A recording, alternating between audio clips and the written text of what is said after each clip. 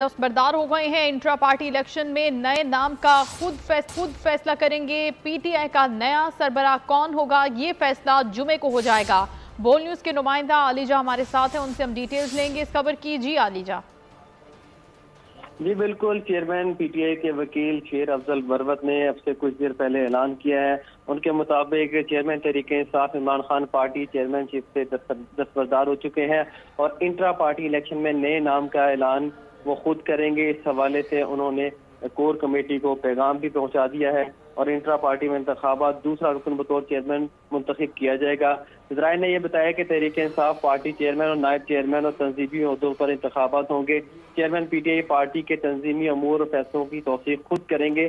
Party ज़राए का कहना है कि सजा खत्म होने पर दोबारा इमरान खान बहैसियत चेयरमैन इंट्रा पार्टी इंतखाबात में हिस्सा लेंगे, जबकि अभी नए चेयरमैन के लिए नाम का फैसला खुद इमरान खान करेंगे। इसके अलावा पार्टी में नई शमूलियत और टिकटों के सब फैसले चेयरमैन पीटीआई खुद करेंगे। इमरान खान के वकील और पार्टी के सीनियर नायब सदर शेर अफजल मरवत ने चेयरमैन पीटीआई के इंट्रा पार्टी इंतखाबात में हिस्सा न लेने की तस्दीक कर दी है और कहा है कि चेयरमैन पीटीआई इंट्रा पार्टी इंतखाबात में हिस्सा नहीं लेंगे। इलेक्शन कमीशन के फैसले के तहत तहरीक इंसाफ के इंट्रा पार्टी इलेक्शन जुमे को होने का इम्कान है। इस हवाले से शेर अफजल मरवत ने तस्दीक की है। ठीक है, शेर अफजल मरवत का इस हवाले से क्या कहना था, ये देखते हैं।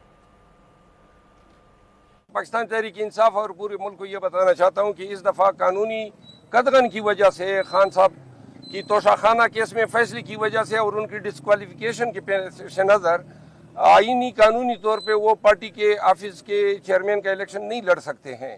तो लिहाजा खान साहब ने जो है खुद ये फैसला किया है कि वो इस दफ़ा चेयरमैन पीटीआई के ऑफिस के लिए इलेक्शन कंटेस्ट नहीं करेंगे और इत्तेफाक राय से ये फैसला हुआ है कि जो ही अदालत की तरफ से ये फैसला ख़त्म होगा डिस्क्वालिफिकेशन का, खान साहब को दोबारा जो है पीटीआई का चेयरमैन बनाया जाएगा।